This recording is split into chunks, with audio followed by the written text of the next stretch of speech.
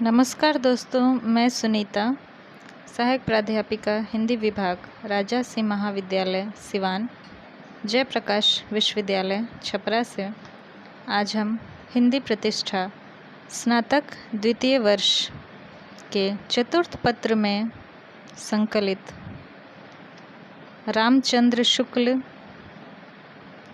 जी के निबंधों के बारे में बात करेंगे।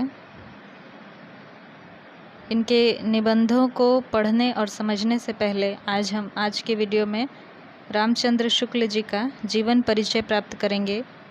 यह एक हिंदी साहित्य के बहुत ही चमकते सितारे हैं, जिन्होंने न सिर्फ हिंदी साहित्य के इतिहास की में एक मील का पत्थर गाड़ा, जबकि बहुत सारे गंभीर निबंध, मनोविकार संबंधी निबंध और आलोचनात्मक ग्रंथों द्वारा हिंदी साहित्य में वृद्धि की। कहानी कथा साहित्य में जो स्थान प्रेमचंद जी को प्राप्त है, वही निबंध में रामचंद्र शुक्ल जी को प्राप्त है। इनका जन्म 4 अक्टूबर सन 1884 में बस्ती जिले के अगौना गांव में हुआ। रामचंद्र शुक्ल जी की माता जो हैं, इनकी छोटी बाल्यावस्था में ही इनकी माता का देहांत हो गया और विमाता से इनका संबंध उतना स्नेहपूर्ण नहीं रहा, इसलिए यह शायद वक्त से पहले ही बहुत परिपक्व हो गए और गंभीर चिंतन करने लगे। पढ़ाई लिखाई के पश्चात इनके पिता ने बहुत कोशिश की कि ये वकालत पढ़ें या फिर दफ्तर में कोई काम करें, परंतु इनका मन साहित्य साधना में लगता था। इसलिए इन्होंने अपने जीवन यापन के लिए बहुत सारे कार्य किए। सबसे पहले आनंद कादम्बिनी के सहायक संपादक के रूप में रहे कुछ वर्षों तक। लंदन मिशन स्कूल में ड्राइंग के अध्यापक रहे और जो सबसे महत्वपूर्ण हिंदी शब्द सागर के सहायक संपादक रहे। काशी प्रचारिणी नागरी प्रचारिणी सभा ने इनको सहायक संपादक नियुक्त किया और अपने जीवन के अंतिम वर्षों में काशी हिंदू विश्वविद्यालय में पहले हिंदी के प्राध्यापक रहे और तत्पश्चात विभागाध्यक्ष बने, जहां वो जीवन पर्यंत उसी पद पर रहे। रामचंद्र शुक्ल जी की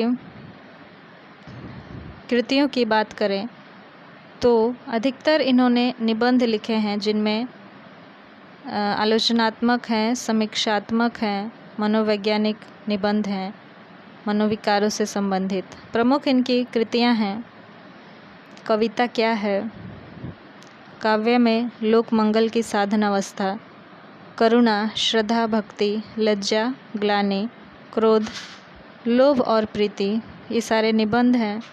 इसके अतिरिक्त हिंदी साहित्य का इतिहास, सुर, तुलसी, जायसी पर आलोचनाएं, काव्य में रहस्यवाद, काव्य में अभिव्यंजनावाद। इसके अतिरिक्त और भी बहुत सारे इनके निबंध हैं जो चिंतामणि संग्रह में संकलित हैं।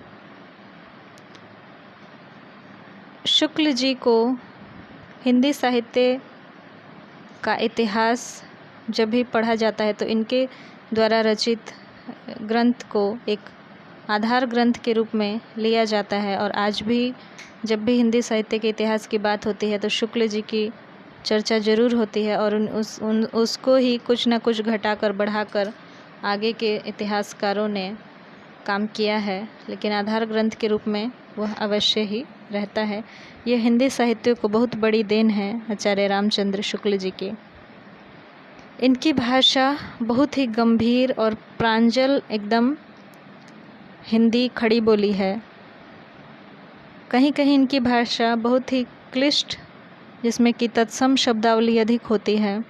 जब गंभीर विषयों पर ये निबंध लिखते हैं तो क्लिष्ट और तत्सम शब्दावली वाली भाषा का प्रयोग करते हैं, परंतु साथ ही व्यवहारिक निबंधों में सरल भाषा का भी प्रयोग इन्होंने किया है और इसमें लोकोक्तियाँ व मुहावरे भी वैसे बोलचाल की भाषा के प्रयोग किए हैं। हमारे पाठ्यक्रम में शुक्ल जी के 4 निबंधों को इसमें पढ़ना है चतुर्थ पत्र में, जिसमें कि उत्साह, श्रद्धा भक्ति, कविता क्या है और चौथा है काव्य में लोक मंगल की साधनावस्था। इन सभी निबंधों को हम अगले वीडियो में एक एक करके इन सब पे बात करेंगे, चर्चा करेंगे। शुक्ल जी पर के निबंधों को पढ़ने से पहले ये जानना आवश्यक है कि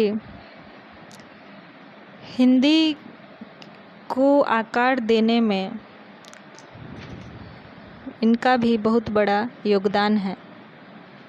निबंध के क्षेत्र में जो पहले भारतेंदु हरिश्चंद्र और सब लोग, उनकी जो मंडली थी वो लोग निबंध लिखते थे, परंतु शुक्ल जी के आने पर निबंधों को एक आलोचनात्मक निबंधों के लिखने की परंपरा शुरू हुई और गंभीरता आई विषयों के चयन में, निबंध लिखने के विषयों के चयन में, और विपुल मात्रा में निबंध साहित्य लिखा गया।